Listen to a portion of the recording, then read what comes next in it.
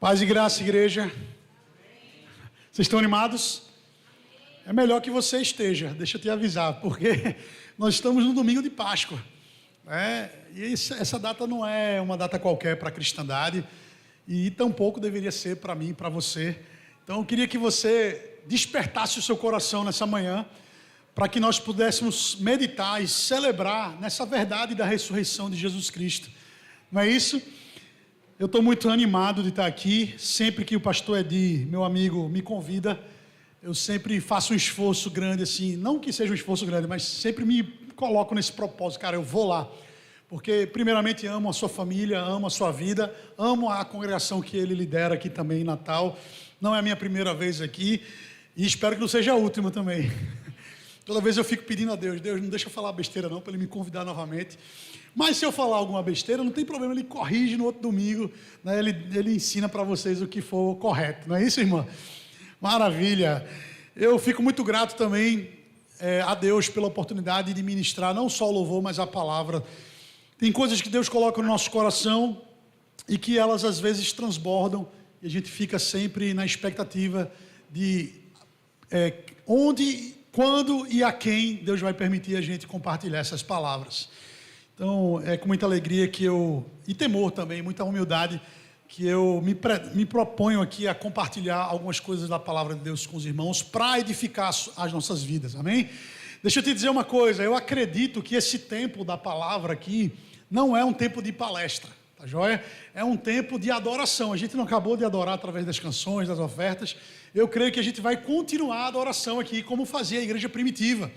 Na igreja primitiva não tinha esse som, não tinha um telão, não tinha um monte de coisa que a gente tem aqui. Eles se reuniam nas casas, alguns levavam pão, outros vinho, outras comidas, e eles compartilhavam o testemunho de Jesus. Então eu quero que você entenda que o que estamos fazendo aqui não foi inventado no último século, não foi inventado pelo pastor Edi. Na verdade, nós estamos continuando uma tradição já de muitos séculos. Desde que a igreja foi estabelecida, cristãos se reúnem ao redor da mesa, né, como estamos aqui simbolicamente, para poder lembrar principalmente dos feitos de Jesus, principalmente a sua ressurreição. Ou seja, imagina que ali, nos primeiros séculos, algumas pessoas que já nasceram alguns anos depois que Jesus já havia morrido e ascendido aos céus. Imagina ali, por exemplo, o discípulo de João o apóstolo, Policarpo, não viu Jesus, mas ouviu do próprio João os testemunhos de Jesus. Agora imagine Eusébio de Lyon, que era discípulo da fé de Policarpo, já uma terceira geração de discípulos, também ouvindo não de João, não de Jesus, não de João, mas de Policarpo, aqueles testemunhos gloriosos a respeito da vida, da morte e da ressurreição de Jesus. Eu não sei em que geração nós estamos atualmente, já se passaram muitos anos, muitas gerações de crentes, mas uma coisa não mudou de lá para cá, muita coisa mudou, algumas para melhor, algumas para pior, mas uma coisa não mudou: o testemunho de Jesus revelado na sua palavra continua o mesmo. A mesma palavra que Jesus passou para João, a mesma palavra que João passou para Policarpo, a mesma palavra que Policarpo passou para os seus filhos na fé, é a palavra que nós vamos meditar no dia de hoje. Amém? Você se alegra com isso? Amém. Então eu pretendo que os irmãos não fiquem apenas ouvindo a minha pregação aqui, porque a minha oratória nem é tão boa assim, minha homilética deixa a desejar. Mas aquilo que eu falar que for bíblico, eu quero que os irmãos participem, dizendo aleluia, glória a Deus, recebendo essa palavra para você. Faz sentido, meu irmão? Amém? Glória a Deus. E dessa maneira nós vamos adorar a Deus através da sua palavra. Eu estava pensando, brinquei até com o pastor Edi, ele me lembrou ontem: pastor Bruno, lembre que amanhã é Páscoa, viu? O tema é Ele Vive. Aí eu brinquei com ele: rapaz, estava preparando uma palavra de dízimos e ofertas, não? Brincadeira, eu estava consciente que hoje era Páscoa, mas foi bom o lembrete. Pronto, então tá certo, a gente divide entre os pobres e as viúvas e está tudo certo. Glória a Deus, meus irmãos. Eu tenho um tema hoje que eu pretendo que isso traga glória a Jesus e edificação para a sua vida, amém? O tema é do túmulo vazio ao Cristo glorificado. Porque a ressurreição não é o fim do evangelho. Você sabia disso? Muita coisa é ensinada errado a respeito da Páscoa. Por exemplo, é ensinado por aí que coelho bota ovo. Isso não é verdade. Muita coisa é ensinada estranha, um consumismo com chocolate, com presentes. Mas eu acho que isso a igreja já superou. Eu não acredito que igreja cristã nenhuma ainda está focada em coelho da Páscoa ou então em ovo de chocolate. Essas coisas não fazem sentido para quem é crente. Mas existe ainda um pensamento de que a ressurreição é o final do evangelho. Eu não quero diminuir a ressurreição de forma nenhuma. Aliás, eu vou exaltar hoje esse momento da vida de Jesus. Tá? Mas eu queria hoje trazer uma mensagem que provocasse a nossa mente, o nosso espírito, a nossa alma, para algo ainda mais glorioso. Como assim, pastor? Existe algo mais glorioso do que a ressurreição de Jesus? Eu fico na dúvida às vezes, mas a palavra me ensina que existe sim algo ainda melhor, mais glorioso, que nós iremos participar um dia como crentes. A maioria das mensagens de Páscoa, elas param no túmulo vazio. Sabe? E está tudo bem, porque o túmulo vazio é um sinal de poder e glória tremenda. É um sinal de continuidade da vida cristã. Se Jesus tivesse morrido na sexta-feira, mas não tivesse ressuscitado no terceiro dia, algo estaria incompleto. Então a ressurreição era importante também.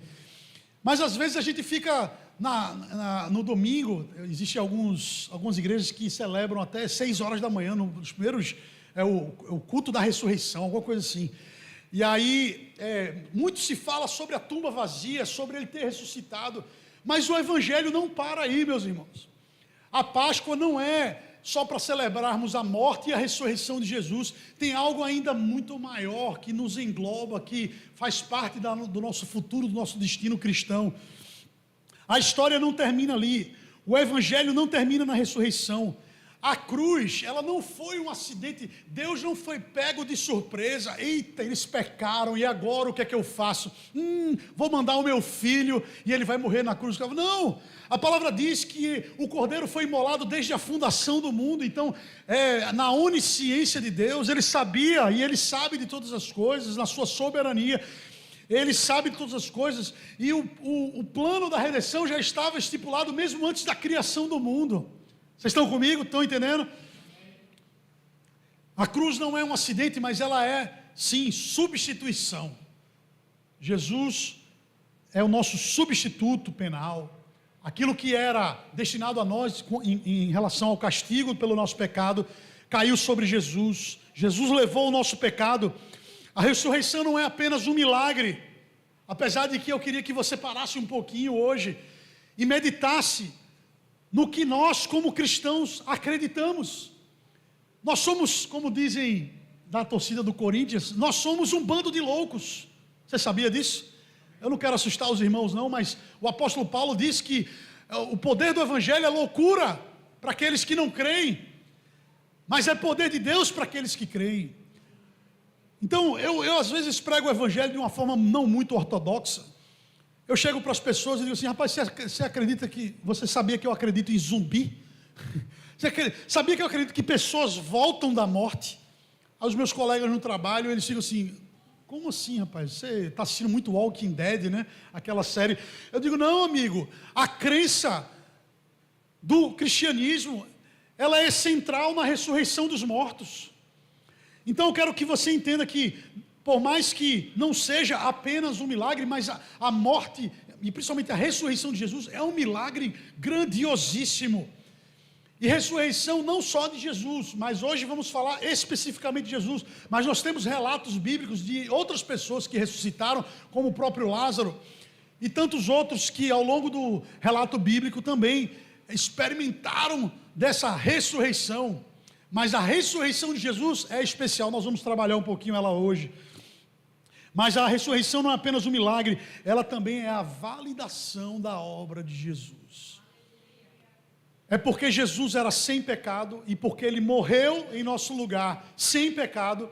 Quando a ficha dele bateu lá na sepultura, o encarregado disse: não, esse cara não pode ficar aqui, porque ele não tem pecado. Cadê o aguilhão da morte? Cadê o ferrão da morte na vida dessa pessoa? Não, manda ele subir de novo. Eu estou brincando aqui com os irmãos, mas eu quero que você entenda que o fato de Jesus ter ressuscitado é prova de que ele jamais pecou, de que ele foi o Cordeiro perfeito, aquele que levou sobre si as nossas falhas, os nossos pecados. Ou seja, nós podemos confiar na obra da ressurreição de Jesus, que nos dá vida também. Mas o Evangelho não para aí, por mais que seja glorioso, por mais que seja uma validação da obra de Jesus, por mais que a cruz seja suficiente, a ressurreição seja a prova, existe algo além.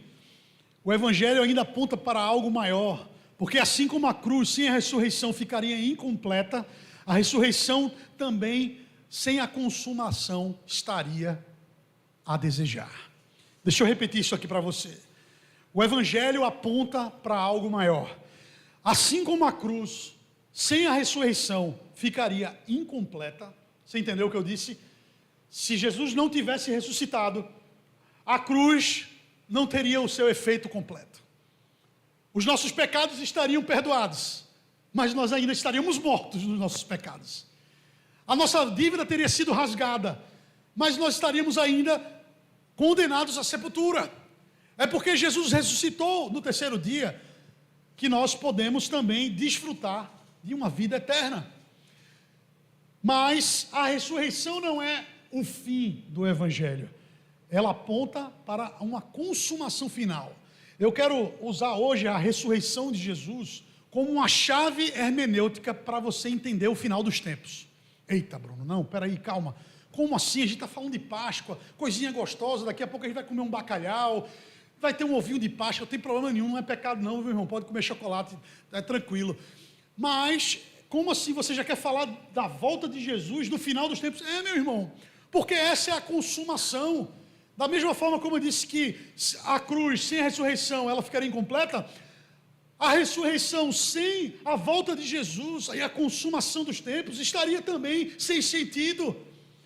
Porque eu não sei vocês, mas eu não quero viver aqui nesse mundo sem Jesus voltar. A esperança do crente é ressuscitar de uma vida de pecados para uma vida nova, se tornar uma nova criatura, para poder viver abundantemente ao lado de Jesus. Com isso eu quero dizer para os irmãos, não se conforme muito com as benesses do Evangelho apenas nessa era, nesse século, nesse tempo. Existem muitas benesses, muitos benefícios do Evangelho. Glória a Deus por isso. A gente cantou que a vitória, a bondade, a cura, o pastor liberou palavras proféticas sobre alguns irmãos. Tudo isso, mas isso não é suficiente. Eu não quero viver 100, 150, 200 anos aqui sem Jesus reinando nessa terra. Por isso que eu digo isso para os irmãos, que a nossa esperança não é só Jesus ressuscitar e nos dar vida, mas vida de quê? Mais 30, 40, 50 anos? Eu já estou com 44, eu vou viver mais quanto, pastor Edi? Sei lá, se eu viver mais 30 está bom, se eu viver 40 não estou no lucro. Se eu chegar aos 90, glória a Deus, mas depois disso, eu não quero viver mais muito tempo se Jesus não estiver já governando essa terra. Vocês estão me acompanhando aí? Sim, nós vamos hoje celebrar a ressurreição de Jesus. Eu quero que você saia hoje aqui alegre, porque Ele vive. Nós cantamos sobre isso, mas eu quero que você também gere no seu coração a esperança de que Ele não só vive, mas Ele vai voltar. E a consumação vai nos elevar a um patamar de excelência quando Ele retornar e governar essa terra. Abra aí a sua Bíblia, por gentileza, em Apocalipse 1:5. Eita, esse pastor é meio louco. Ele vai falar sobre a ressurreição, mas vai falar de Apocalipse. Calma, meus irmãos, eu pretendo que faça sentido daqui até o final desse culto. O túmulo vazio não é o fim da história, é o começo da nova criação e da revelação do Cristo glorificado. Eu quero que você entenda que o Jesus que foi ressuscitado no terceiro dia, Ele não é mais o Jesus cristinho, sofredor da cruz, que levou sobre si as nossas dores, que foi chicoteado, botaram sobre Ele uma coroa de espinho. Não, esse Jesus não vem mais com essa aparência.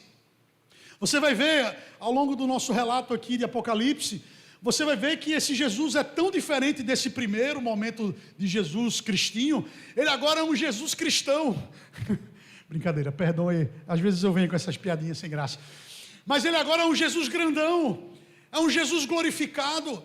João, que era tão amigo de Jesus, que recostou sua cabeça naquela cena linda, pintada por aquele pintor famoso. Foi Picasso? Não, meu Deus. Foi... Eu esqueci o nome do pintor da ceia. Depois vocês pesquisam no Google aí para mim. Não foi Picasso não, tem nada a ver com Picasso não, meu Deus. Michelangelo, será? Por favor, depois pesquisem quem é o pintor da ceia.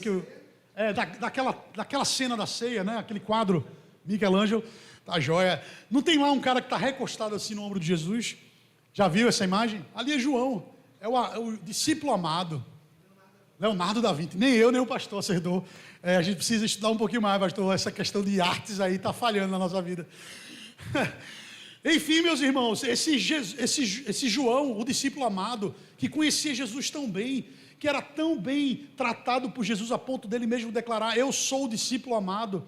Esse João que andou com Jesus, que o próprio Jesus disse: Maria, esse agora é o teu filho, mulher, esse agora é o teu filho. Diga aí, você entregar a sua própria mãe para o seu filho, tem que ser para o seu amigo, tem que ser um amigo muito bom. Eu não entregaria minha mãe para qualquer amigo. Eu diria assim: ó, cuida da minha mãe aí, tem que ser um amigo fiel, um amigo leal. Esse João, que andou com Jesus, que conhecia Jesus, que recostava a sua cabeça no ombro de Jesus, lá em Apocalipse, já velho, já maduro, quando viu Jesus já glorificado, ele caiu por terra, ele desfaleceu, ele caiu desmaiado. Eu quero que você entenda que a glória da revelação de Jesus, já ressuscitado, glorificado, aparecendo como ele há de vir um dia, não é uma coisa assim muito fácil de digerir. Nós precisamos nos preparar. João, quando viu aquele megazord, eu não sei se os irmãos pegam essa referência aí, 40 mais, sabe? Porque João viu alguém com olhos como chama de fogo, cabelos brancos como a neve, vestes sacerdotais, pernas de bronze, sabe? Ele viu um negócio assustador e ele ficou assustado e ele caiu no chão, desfaleceu. Aquela revelação gloriosa de Jesus trouxe para João uma cãibra nas pernas, ele caiu por terra. Apocalipse 1:5. Antes de nós lermos, eu quero lembrar aos irmãos que Apocalipse é o melhor livro para você se apaixonar e se permitir que seu coração fique fascinado por Jesus. Como assim, pastor? Apocalipse que fala do dragão, da besta, que fala do lago de fogo. Não. Leia aí Apocalipse 1. Vai dizer assim: essa é a revelação de Jesus Cristo. A revelação de Jesus Cristo é o conteúdo principal, é o objeto primordial da revelação de Apocalipse. Então, Apocalipse 1 é o melhor livro, Apocalipse é o melhor livro para que você compreenda quem é Jesus, não o Jesus do Velho, do Novo Testamento, aquele que veio como o Messias sofredor, mas o Jesus que você vai olhar por toda a eternidade. É o Jesus revelado em Apocalipse. Não aquele Jesus pintado, aquele europeu branco dos olhos azuis, pintado no quadro da casa da sua avó. Lá na casa do meu pai tem um quadro desse aí também.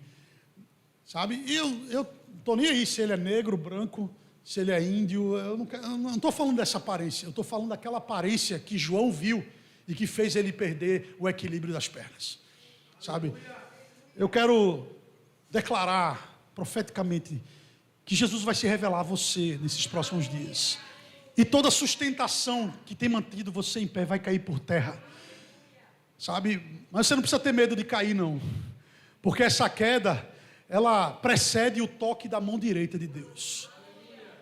E o que é que tem na mão direita de Deus? A palavra diz que na mão direita dele, na destra dele, há plenitude de alegria. A palavra diz que também na mão direita de Deus, na mão direita de Jesus, há 7 estrelas e 7 candelabros. Tem muita coisa na mão direita de Deus. Eu quero ser tocado pela mão direita de Deus. Sabe? E se eu tiver que levar um baque, uma rasteira, Deus pode dar. Porque eu quero ser levantado pelo ânimo e pelo gozo do Senhor. À medida que Ele me tocar com a sua mão direita, eu libero sobre a sua vida essa possibilidade, essa realidade de você ainda hoje, ainda essa semana, ser tocado pela mão direita de Deus. a mão direita de Jesus te fortalecendo, te trazendo ânimo, te dando uma alegria que o mundo não pode dar, uma paz que excede todo o entendimento. Apocalipse 1,5 diz assim: e da parte de Jesus Cristo, a fiel testemunha, o primogênito dos mortos, o soberano dos reis da terra, aquele que nos ama e pelo seu sangue nos libertou dos nossos pecados. João não está vendo o Jesus da cruz, ele está vendo agora o Cristo ressuscitado, exaltado e glorificado. Eu acredito que essas três características que João recebe do próprio Cristo, lembre-se que Apocalipse 1, versículo 1, é o próprio Jesus que dá revelação através do seu mensageiro, através do seu anjo para João. Essa mensagem, o próprio Jesus disse: Pai, posso revelar a João as coisas que dizem respeito ao final dos tempos? E o Pai diz: pode, revele ao meu servo João. E Jesus manda um anjo com essa revelação, e João recebe essa revelação, e ele começa a escrever essa revelação.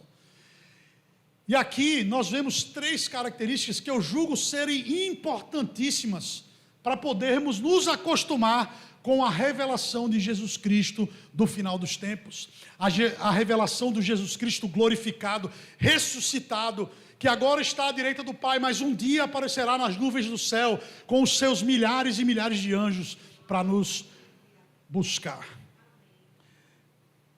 E eu acredito que essas revelações não são três revelações aleatórias. Por exemplo, se eu tiver que falar do pastor Edi aqui, eu sei que ele é publicitário, eu sei que ele é pastor, eu sei que ele faz exercício lá na Selfit, ou é na Smart agora? Na Smart, tá vendo? Já não sei tanta coisa, mas eu sei que ele é casado, tem 2 filhas, eu sei que ele gosta de tocar bateria, eu poderia dizer um monte de coisa, mas isso aqui que eu estou falando é tudo sobre ele? Não, a esposa ali já disse: de jeito nenhum, você não conhece metade. Não é isso? Mas às vezes quando a gente quer descrever alguém, tem 3 características. Eu acredito aqui que o que João está fazendo não é isso. Eu não acredito que ele está, deixa eu pegar aqui 3, só para vocês saberem, não. Eu acho que essas 3 são declarações a respeito de Jesus muito importantes para nós.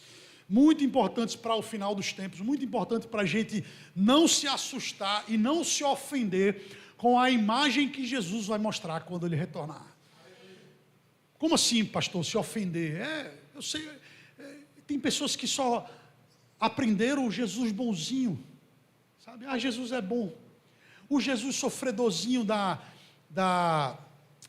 como é o nome daquele filme, cara? Da Paixão de Cristo, mas aquele de Ariano Suassuna. O Alto da Compadecida, aquele Jesus do Alto da Compadecida, sabe? Tem gente que aprende umas revelaçõezinhas de Jesus, assim, não que elas sejam pequenas, mas apenas algumas, e elas acham que, eu estou pronto para ver Jesus.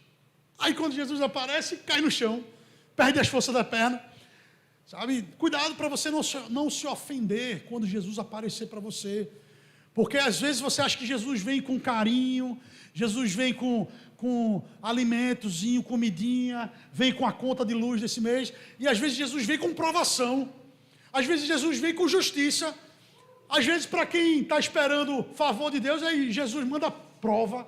Cuidado, meu irmão, que você pode se ofender com Jesus.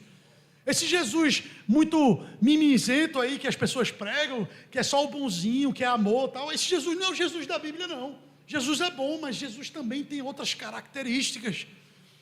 E alguns crentes que têm pouco conhecimento de quem é Jesus, principalmente do Jesus glorificado, talvez se sintam ofendidos quando Jesus se revelar em glória para eles.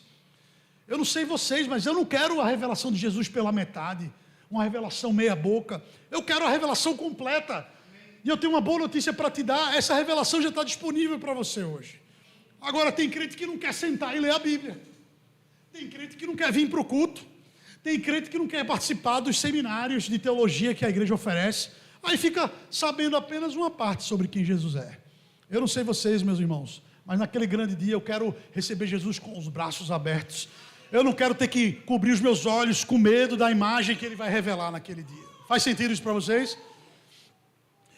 Antes de avançarmos nessas revelações, eu quero focar principalmente na segunda, que diz que ele é o primogênito dentre os mortos.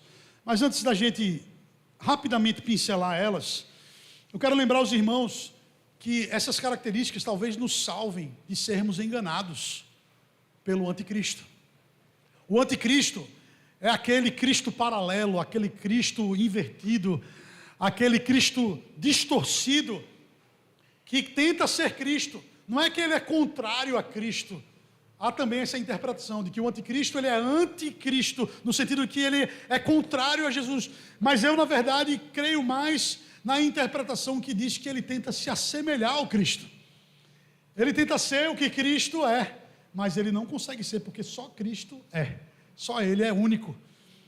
E por ele tentar se aproximar de Cristo de uma forma distorcida, invertida, de uma forma menor, alguns cristãos que têm pouca revelação, talvez, não acredito que sejam, mas pode ser que eles se ofendam e até alguns possam se enganar. Na verdade, eu quero ser sincero com os irmãos, eu acredito que escolhido nenhum vai ser enganado. Porque quando a palavra diz assim que ele virá como anjo de luz e tal, e que se possível fora, enganaria até os escolhidos. Veja, não é possível, é se possível fosse. Quem é escolhido aqui? Levanta a mão. Eu sou eleito, sou predestinado, sou lavado pelo sangue de Jesus, eu não vou ser enganado. Sabe? Então eu não quero dizer que os irmãos talvez se enganem, mas pode ser que você se surpreenda. Eita, era assim, é? Menos os irmãos que estão agora nessa pregação, que vão sair daqui com uma visão melhorada de Jesus, eu creio eu. Antes de a gente entrar nessas três características, quero dizer para os irmãos que isso não é só uma descrição de Jesus, não. É um critério de discernimento. Por que é um critério de discernimento? Porque o anticristo, lá em 1 João 2,22, diz assim, que quem é o mentiroso, senão aquele que nega que Jesus é o Cristo? Este é o anticristo, que nega o Pai e o Filho. O anticristo tem uma característica. Ele parece com Jesus, mas ele não tem a mesma concordância que Jesus tem com o Pai. E na nossa cultura pop isso é muito comum. Eu quero que você entenda que o anticristo vai fazer, de alguma maneira nós estamos já nos acostumando e aceitando. Um dia desse eu vi na internet uma pessoa colocar uma foto de uma banana e dizer, isso é uma maçã. Você já viu alguma coisa nesse sentido? O cara botou uma banana assim e disse, eu afirmo a vocês que isso aqui é uma maçã. Meus irmãos, parece brincadeira, parece que é uma piada, mas na verdade a cultura pop de séries como Dark, Stranger Things, Contraparte em português, ela já tem nos inserido num contexto de mundos paralelos, distorcidos, invertidos, onde a realidade parece, mas não é. Por exemplo, quem assistiu Stranger Things aqui? Aquele mundo invertido que depois eu descobri no final da... Não vou contar isso não, porque aí senão vai ser um... É porque o mundo invertido, ele é uma transição, na verdade, enfim. É um lugar que transita entre dois mundos, mas isso é ficção, tá bom? Mas esse mundo invertido, ele parece muito, tem as mesmas ruas, as mesmas casas, os mesmos edifícios, só que tudo lá é pesado, o ar é pesado, parece que está com fuligem no ar, parece que está tudo mais escuro, parece que está tudo meio distorcido, é o mundo de cabeça para baixo. Eu diria que o anticristo é mais ou menos assim. Ele tenta ser igual, ele tenta ser parecido, mas na verdade ele é o inverso. Ele vai no caminho oposto. Enquanto Jesus diz que é a testemunha fiel, aquele que fala a verdade a respeito do Pai, o anticristo, ele nega que Cristo veio do Pai. Vocês estão me entendendo? É o anticristo, é o Jesus invertido, é o Jesus distorcido. Eu não quero gastar muito tempo falando de anticristo aqui, mas eu quero que os irmãos entendam que se nós tivermos no nosso coração firmado essas três características, de que Jesus é a testemunha fiel, o primogênito dentre os mortos e o soberano dos reis da terra, nós jamais nos deixaremos enganar por essa visão distorcida, invertida de um falso Cristo. E aí, só quero dar esse último alerta. Cuidado, porque o anticristo não é alguém que vem de fora do nosso seio, do nosso contexto. O anticristo sai do nosso meio. Provavelmente é alguém que estava na nossa comunhão e que agora começa a distorcer a imagem de Jesus. Tá? Então, por isso que é importante você conhecer o que João fala a respeito de Jesus em Apocalipse 1:5. Então vamos, sem mais demora, tratar da primeira característica. Lembrando que eu quero focar na segunda, que tem a ver com a Páscoa. Tá? Antes da gente entrar, eu só quero fechar esse pensamento da seguinte maneira: o perigo não é o que é totalmente falso, é o que é quase verdadeiro. Você entendeu? Perigoso não é aquilo que é totalmente falso. Isso aí nós facilmente detectamos. É quando a coisa é quase verdadeira, é que a gente pode se perder um pouquinho e ser enganado. Então, por isso que Apocalipse 1:5 importa. A primeira característica que João dá, e eu acredito que isso aqui inclusive é nessa ordem. Eu não colocaria em outra ordem: a testemunha fiel, depois o primogênito entre os mortos e depois o soberano das reis da terra. Eu acho que isso de certa maneira, reflete o plano da salvação. Quando ele diz que Jesus é a fiel testemunha, ele não está dizendo apenas que Jesus falou sobre Deus. O que ele está querendo dizer, na verdade, é que Jesus é a própria imagem de Deus, ele revela o próprio Deus. Hebreus capítulo 1 diz que ele é a expressão exata do ser do Pai. O Evangelho também diz que ele é a imagem visível do Deus invisível. Ele é o esplendor da glória de Deus. Olhando para Jesus, não é que você tem uma noção de quem é Deus, não. Olhando para Jesus, você sabe quem é Deus. Os discípulos caíram nesse engano, e Jesus rapidamente corrigiu eles. Eles chegaram para Jesus e disseram assim: mestre, mostra-nos o Pai. Lembra dessa passagem? Aí Jesus fez assim: está aqui, pode olhar para mim. Aí os discípulos: não, mas mestre, tá bom, você e o Pai são um, mas e o Pai está onde? Você está aqui, o Pai está onde? Aí Jesus: você está olhando para ele. Vocês estão me entendendo, meus irmãos? Olhar para Jesus, entender o que as Escrituras falam sobre Jesus, é entender em última instância quem o Pai é, quem o Deus Criador, quem Yahweh, Jeová, como você quiser chamar, é na sua essência. Por isso que é dito que Jesus é a fiel testemunha. Não só ele fala a verdade do Pai, ele é a verdade do Pai, e ele testemunhou desde que o Pai existe, Jesus existe também. O único que é testemunha ocular de Deus Pai é o Filho. Veja o que diz em João 18, versículo 37. Então Pilatos lhe disse: você é rei? Jesus respondeu: o Senhor está dizendo que eu sou rei. Eu para isso nasci e para isso vim ao mundo, a fim de dar testemunho da verdade. Todo aquele que é da verdade ouve a minha voz. E agora João vai entrar no que eu gosto de chamar o coração da Páscoa. A segunda característica de Jesus em Apocalipse: o primogênito dentre os mortos. Aqui está uma chave para entender o Evangelho. 1 Coríntios 15, versículo 20 a 23, diz assim: mas de fato Cristo ressuscitou dentre os mortos, sendo ele as primícias dos que dormem. Visto que a morte veio por um homem, também por um homem veio a ressurreição dos mortos. Porque assim como em Adão todos morrem, assim também todos serão vivificados em Cristo. Cada um, porém, por sua ordem. Cristo, as primícias, depois os que são de Cristo, na sua vinda. Meus irmãos, porque Jesus é a testemunha fiel, nós sabemos que o que ele fala e quem ele é a verdade a respeito de quem é o Pai. Amém?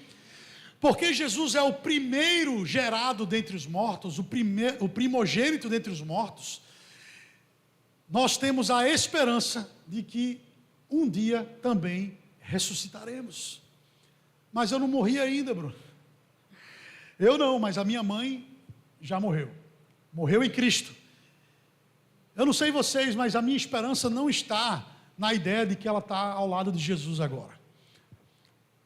Eu sei que alguns cristãos veem dessa maneira, é a cosmovisão da imortalidade da alma. Mas isso para mim não traz conforto não. Para alguns traz. Se traz conforto para você, ame essa revelação, se apegue com ela. Mas nunca permita que essa revelação diminua a centralidade da ressurreição. Porque o que me traz conforto não é saber que mamãe está lá no céu agora, ao lado de Jesus, já no paraíso, como alguns crentes cristãos acreditam. A minha esperança é ter a convicção plena e certa de que um dia, quando Jesus voltar, ao soar da 7ª trombeta, os mortos ressuscitarão primeiro.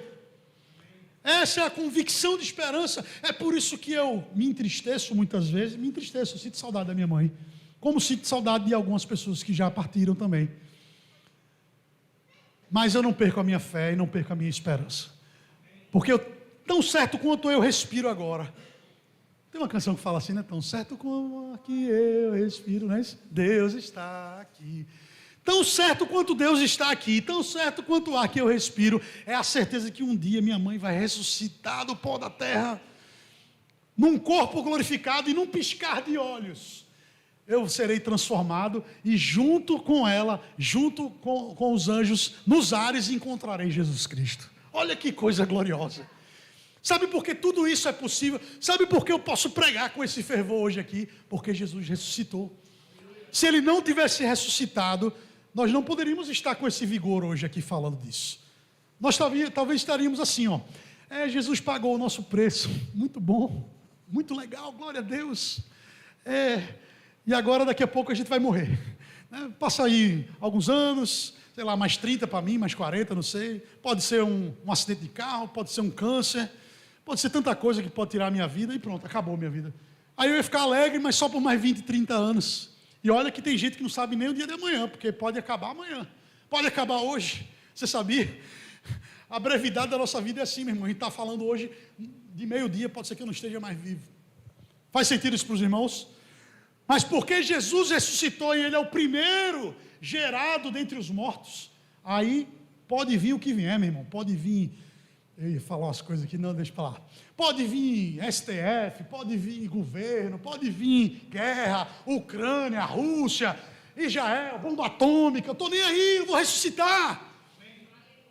Não interessa as provações, as dificuldades que eu estou vivendo nesse mundo. O pastor contou um testemunho meu, não sabe ele que eu estou no mesmo lugar, parece que eu voltei. Eu contei um testemunho, parece que eu voltei para o mesmo lugar, mas eu estou aqui crendo que mesmo que eu morra pobre, sem dinheiro, um dia eu vou pisar nas mansões celestiais, naquelas ruas de ouro.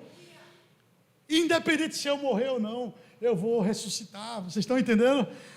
Por isso que o dia da Páscoa não é um dia só para você ficar falando do passado, para você olhar, ai que lindo, Jesus ressuscitou. Sim, isso é maravilhoso, mas se não te der uma perspectiva de destino e de futuro, a sua vida vai ser tão miserável quanto a de alguém que já morreu, que não aceitou a Jesus. Está fazendo sentido, irmãos?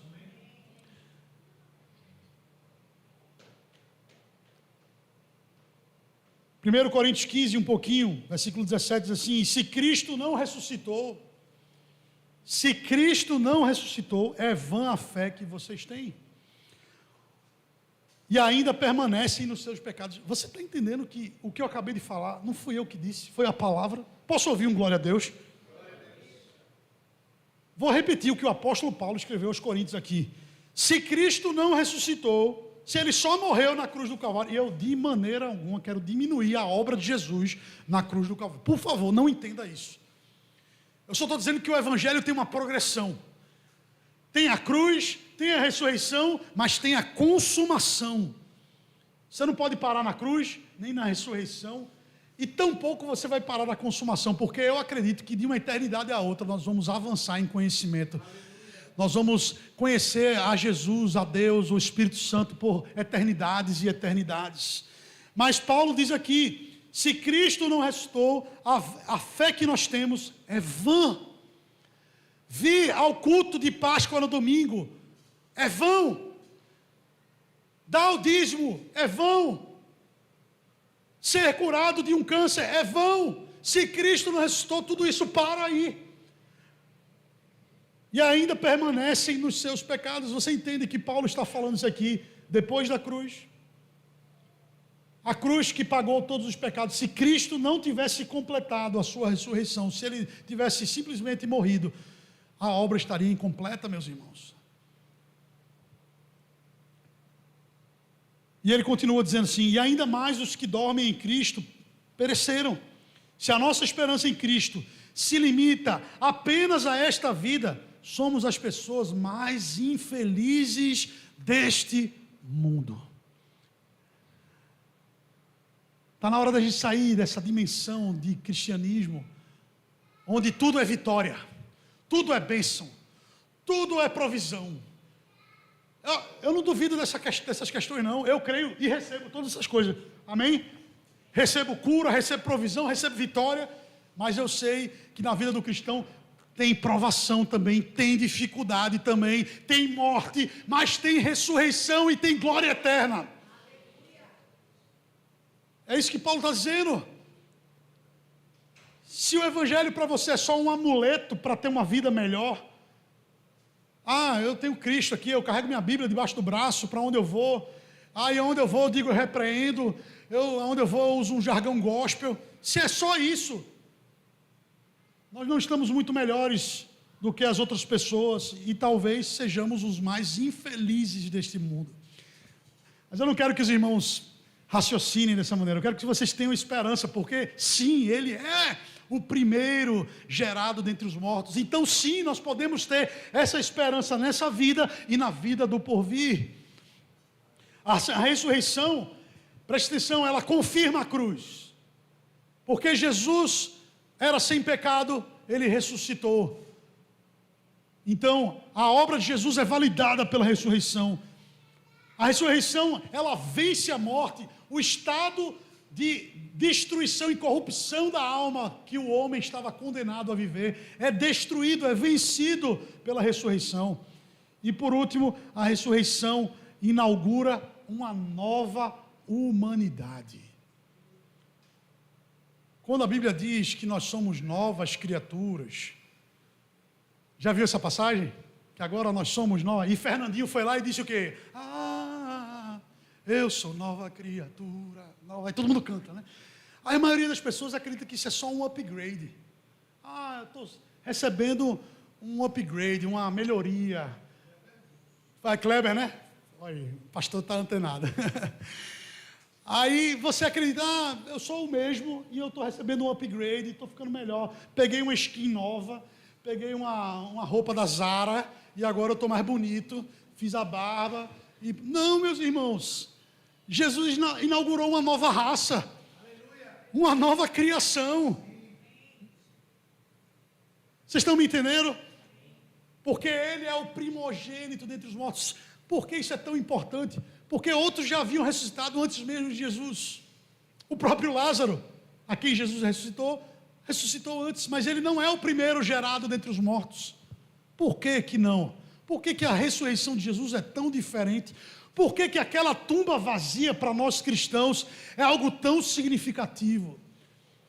Talvez você já tenha esse entendimento, mas você concorda comigo que muitas vezes a gente fala disso de uma forma muito usual, muito cotidiana. Ele vive, Jesus estou. Aí, às vezes é mais importante o bacalhau que vai comer agora na hora do almoço, o ovo de Páscoa que vai ganhar, do que a verdade gloriosa da tumba vazia. Eu quero aqui acrescentar, eu não quero ensinar nada para a igreja não, porque eu sei que a igreja já sabe, mas eu quero expandir, eu quero ampliar o seu entendimento, eu quero que você sinta verdadeira gozo, alegria e esperança a partir da Páscoa e da ressurreição de Jesus Cristo, porque Ele vive. O que é que nós acabamos de cantar? Nós podemos crer o quê? No amanhã. Amanhã, que dia é amanhã? Segunda-feira, dia o quê do mês? 6. Cara, dia 6 de abril tem nada de bom para você, rapaz. Talvez dia 7 tenha alguma coisa, dia 8 pode ser que tenha, pode ser que hoje à noite tenha. O amanhã que nós estamos falando aqui é o amanhã escatológico, é o novo dia, onde novos céus e nova terra serão estabelecidos. É esse amanhã que nós estamos conversando. Está fazendo sentido, meus irmãos? Deixa eu explicar para vocês por que que a ressurreição de Jesus é diferente de qualquer outra ressurreição. Por que que Ele é o primeiro de uma nova geração de humanos, o primogênito da criação e o primogênito dos mortos. O primeiro que foi gerado de uma vez por todas a partir da morte. Jesus jamais vai morrer novamente.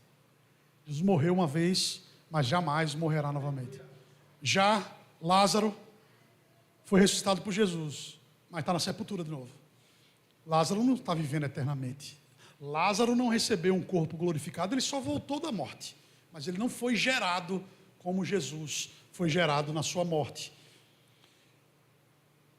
João 5,26 diz que ele tinha autoridade sobre a vida. Veja que interessante, muitas pessoas acreditam que no terceiro dia, ao soar do galo, do alarme, né? Nas primeiras horas do terceiro dia, tem cristãos que acreditam assim: Deus, está na hora, bora Jesus, já deu, parece até minha mãe me acordando para ir para o colégio, já dormiu muito, o sábado todinho descansando aí, tá bom, vamos, levante. Não foi assim não, meus irmãos. Vamos descobrir como é que Jesus ressuscitou. João 5,21 diz assim: porque assim como o Pai tem vida em si mesmo, também concedeu ao Filho ter vida em si mesmo. O Filho tinha vida em si mesmo. João 5,21 agora: pois assim como o Pai ressuscita e vivifica os mortos, assim também o Filho vivifica aqueles a quem quer. E agora João 10, 17 a 18 diz assim: por isso o Pai me ama, porque eu dou a minha vida para a reassumir. Ninguém tira a minha vida de mim. Pelo contrário, eu espontaneamente a dou. Tenho autoridade para entregá-la e também para reavê-la. Este mandato recebi do meu Pai. Não é que alguém foi lá e disse: Jesus está na hora, terceiro dia, bora levantar que tem uma obra para ser feita aí de ressurreição. Maria já está aí chegando na tumba, vamos lá. Não. Estava profetizado que Jesus ressuscitaria. Assim como Jonas ficou 3 dias no ventre do peixe lá, o Filho do Homem também ficaria 3 dias e 3 noites, mas no terceiro dia ele ressuscitaria. Quando deu o relógio biológico de Jesus, quando bateu a profecia, quando a promessa se cumpriu, ninguém precisou acordar Jesus, não. Ele simplesmente despertou da vida, da morte para a vida, porque a vida estava dentro dele. A vida que o Pai tinha concedido, não só o poder de vida, mas o poder para reaver a vida. Jesus ressuscitou e Ele é o primeiro a fazer isso.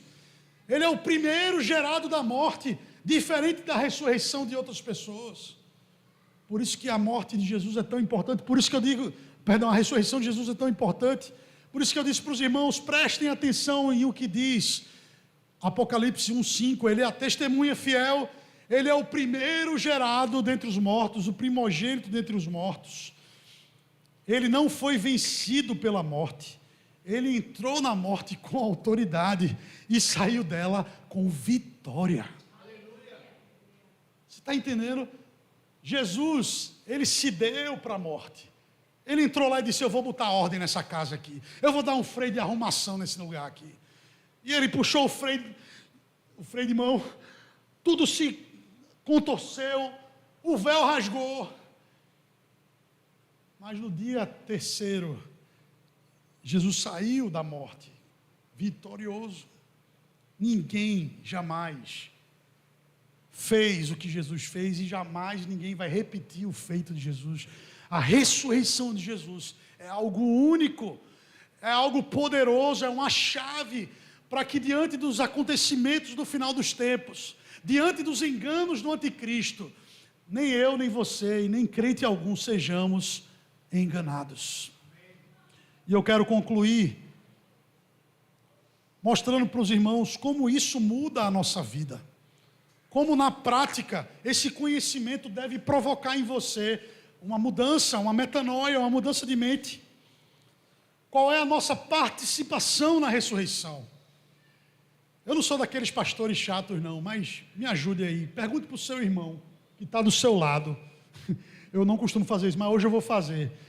Quando eu faço isso é porque eu estou um pouquinho à vontade demais. Pergunte para o irmão que está atrás de você, do seu lado, assim, se ele sabe qual é a participação dele na ressurreição. Pergunte assim: ei, meu irmão, você sabe qual é a sua parte na ressurreição?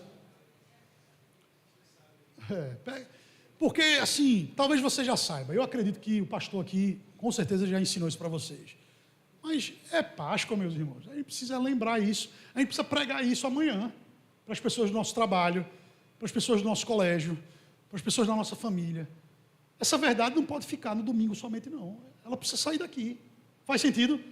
No próximo domingo, a gente precisa ter essas cadeiras cheias aqui, por pessoas que você levou o poder da ressurreição até elas, e que elas não se contiveram e precisaram vir até aqui, ouvir novamente, como fez Policarpo, como fez Eusébio, como fez João e toda a cristandade no início. As pessoas têm que vir aqui para a igreja, não é porque o pastor é legal, bacana, o louvor não, é porque aqui se fala de Jesus ressurreto, de Jesus que traz esperança. Se você começar a entender essa verdade e começar a falar sobre isso, essa igreja vai lotar. Essa igreja não vai se caber aqui mais, provavelmente. É que às vezes a gente vive um evangelho egoísta, onde o evangelho é só bom para mim, para minha casa, e para que falar para os outros. Meus irmãos, tem muita gente se perdendo. Tem muita gente que não conhece o que nós estamos vivendo aqui hoje. Por isso que você precisa ensinar para essas pessoas quem é a testemunha fiel, o primogênito dentre os mortos. A nossa parte na ressurreição é a seguinte, Romanos 6, 4 a 9. Fomos sepultados com ele na morte pelo batismo. Quem aqui é batizado? Se você não é, procure o pastor hoje e diga para ele que quer se batizar hoje. Se ele não puder lhe batizar hoje, ele vai marcar um dia. Mas é inadmissível que você conheça o evangelho e não se batize, tá? Eu posso falar isso porque eu vou embora, né, pastor? Eu falo e você passa a pomada depois, né? Eu dou a pancada e depois você passa o carinho, né? O leite de rosas, né? Fomos sepultados com ele na morte pelo batismo. Se você não é batizado, você não faz parte dessa aliança aqui, tá? Mas se você é, diga glória a Deus e diga, eu faço parte.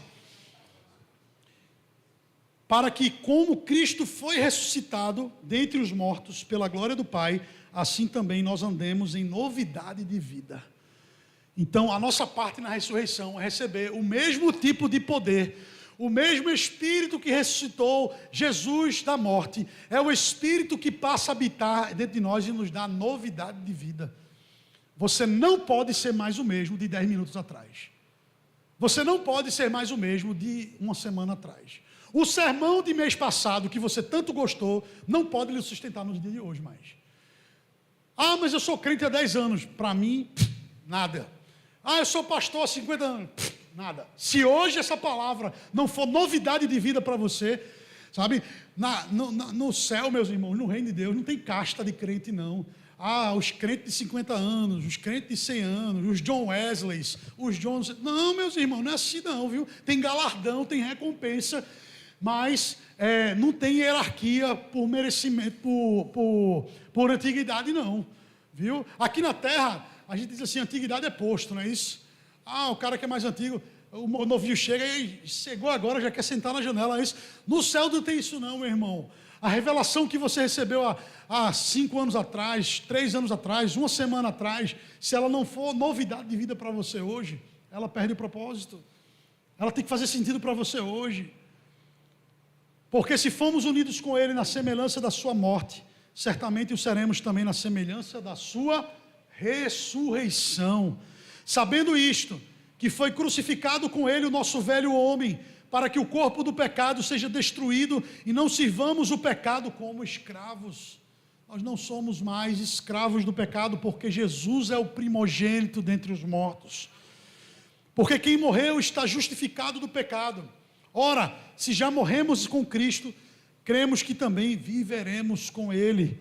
Sabemos que, havendo Cristo ressuscitado dentre os mortos, já não morre, a morte já não tem domínio sobre Ele. Eu recebo essa palavra na minha vida hoje, a morte não me domina mais. Meus irmãos, eu queria que você saísse daqui hoje, dizendo assim, eu não tenho medo da morte. Quantas pessoas estão sofrendo de ansiedade, depressão, pânico, e muitas vezes a raiz desses problemas é o medo da morte. Pessoas que não conhecem a palavra, pessoas que não foram ministradas pelo Espírito Santo, que aprenderam que Jesus é bonzinho e Ele vai curar você da sua depressão. Não, meu irmão, Jesus pode sim curar você da depressão, mas Ele pode manter você firme, perseverante, mesmo em situações de depressão. Eu não sei o que é que Deus vai fazer na sua vida, se Ele vai lhe curar ou se Ele vai dar força para que se Ele vai dizer para você, a minha graça te basta e esse espinho não vai ser tirado. Eu não sei o que é que Jesus tem de palavra para você hoje, mas eu estou preparado para as duas coisas. Eu estou preparado para ser milionário e estou preparado para morar debaixo da ponte. Eu estou pronto para morrer de câncer e estou pronto para ser curado. Eu estou pronto para ter um ministério gigantesco e estou pronto para pregar para uma igreja pequena. Para mim não faz diferença, porque a forma como eu meço a vida, a régua com a qual eu meço a vida, não é essa régua que os homens usam. Eu uso a régua da eternidade. Se Cristo ressuscitou, preste atenção agora que a gente vai concluir. Você não está preso ao seu passado. Amém? O que você fez ou deixou de fazer se encerra em Cristo, na sua morte e na sua ressurreição. Se Cristo ressuscitou, o pecado não precisa governar a sua vida. Amém? Você não é mais escravo do pecado. Se Cristo ressuscitou, a morte não é o fim da sua história. Você não precisa ter medo da morte. Você pode dizer como Paulo disse. Paulo disse, a morte para mim é lucro. A gente fala umas coisas assim, mas Paulo falou um negócio muito absurdo. Porque estar diante da morte, e eu já tive, não muito perto, mas eu já experimentei algumas dores de cálculo renal, por exemplo, que eu pensei assim, meu Deus, isso é muita dor. Eu não sei qual é a dor da morte, mas essa aqui deve ser parecida. Fiquei uma semana internado, 2 meses com catéter, urinando sangue, perdão a imagem, meus irmãos, só para vocês entenderem como foi difícil. Com 14 dias, antes do meu filho nascer, o meu segundo filho, eu tirei esse catéter. Eu estava inválido. Eu não tinha nem conseguido preparar o quarto do meu filho, porque eu não tinha força. Tudo que eu fazia, doía. Sabe? Mas eu estou preparado para isso. Sabe? Porque a morte não é o fim da minha história. Cálculo renal não é o fim da minha história. Câncer não é o fim da minha história. Falência não é o fim da minha história. Tem muitos ministros e ministérios gigantes, pastor. Muitos deles estão na mídia atualmente. Milionários, pastores que recebem um salário de R$1 milhão. Estou falando algo que está na internet, você deve estar ouvindo falar. Sabe? Mas eu prefiro ter um ministério pequeno e ter vitória com Jesus do que ter um ministério gigantesco, conhecido aos olhos dos homens e ficar falido com Jesus. Sabe? Um grande ministério pode deixar você falido. Um ministério pequenininho assim, que nem o nosso, aconchegante, já é difícil de manter, né, pastor? Imagina uma máquina, uma estrutura gigantesca, com área VIP e não sei o que mais, sabe? Eu não sei se essas pessoas estão construídas, se elas têm sucesso espiritual. Um pastor de uma dessas denominações bem grandonas e famosas aí, está preso atualmente. Envolvido com banco master, não sei das quantas aí. Você está entendendo o que eu estou falando? Do que adianta esse dinheiro todo? Porque ele está preso, mas se ele não se arrepender, ele vai ser aniquilado quando Jesus voltar. Ele vai perecer no fogo do inferno. Do que adianta ter um ministério grande e perder a sua alma? Eu prefiro ficar no meu lugarzinho aqui, sabe, de insignificância e irrelevância, mas ganhar a vida eterna ao lado de Jesus. Amém? Para terminar, a última característica, eu disse para vocês que eu ia focar mais no primogênito entre os mortos, mas essa aqui eu quero só mostrar para vocês também. Jesus é mostrado a João como soberano dos reis da terra. Apocalipse 1:5 diz que o Cristo que ressuscitou, não só ele ressuscitou, ele governa e ele voltará. Vocês estão entendendo que a gente não pode parar na tumba vazia? A gente não pode simplesmente se conformar com a ideia de que ele vive, pronto, agora eu vou ter um carro novo. Ele vive, agora a minha família vai prosperar. Ele vive, agora eu vou ser curado. Não, ele vive e ele vai governar a terra inteira. O evangelho não termina no túmulo vazio, ele aponta para o Cristo glorificado e para o dia em que ele voltará. A cruz foi substituição, a ressurreição foi vitória e o retorno vai ser consumação, plenitude completa. Eu fui redundante aqui, mas é porque exige alguns artifícios do português aqui, porque o que a gente tenta de vocabulário para achar a glória do que virá é pouco. O nosso português, e como alguns dizem antigamente, o nosso latim não é suficiente para descrever as riquezas da glória que nos aguardam nesse momento da consumação. A pergunta não é se Jesus ressuscitou, isso é claro, a história comprova isso. Você não precisa gastar muito tempo defendendo a sua fé, isso é uma máxima já entre a arqueologia, a história e até mesmo a ciência. Jesus ressuscitou. A pergunta é: você está vivendo debaixo do governo do Cristo de forma verdadeira? Ou você está seguindo uma versão invertida? Ou você está vivendo um evangelho distorcido? Um evangelho barato, um evangelho da hipergraça, onde tudo se pode fazer, onde nada é condenável, onde o que importa é prosperar e enriquecer. Tem algumas pessoas misturando o evangelho com coach, né, com linguagem coach. Eu não tenho nada contra coach. Acho que muita gente precisa de coach. Mas coach não é evangelho, meu irmão. Coach, evangelho é evangelho. Os coaches dizem assim: você é a média dos 5 amigos com quem você se relaciona. Então, se você quer se tornar uma pessoa mais inteligente, mais próspera, você tem que andar com pessoas prósperas. Aí vem Jesus e anda com as prostitutas e com os ladrões. Aí eu vou seguir o coach ou eu vou seguir Jesus? Meus irmãos, eu não quero andar com gente rica, por mais que eu possa, por mais que eu saiba andar com eles, por mais que eu já tenha andado com gente rica. Sabe? Mas eu não quero só andar com gente rica, eu quero andar com pessoas que amam a Jesus, independente do status social delas. Sabe? Não se deixe enganar por esse tipo de evangelho barato. Um evangelho que só prega a cruz, só prega a ressurreição, mas não fala da volta de Jesus. Não prepara a igreja para a visão gloriosa do Jesus ressurreto, glorificado. O túmulo vazio não é o final da história, é o começo da nova criação em Cristo e a promessa de que Ele vai voltar. Amém? Você pode ficar de pé? Meu desejo nessa manhã é que a igreja celebre a vitória da cruz, o milagre da ressurreição, o poder da ressurreição, mas que a igreja esteja se preparando e ansiando com verdade no seu coração o encontro com esse Jesus ressurreto.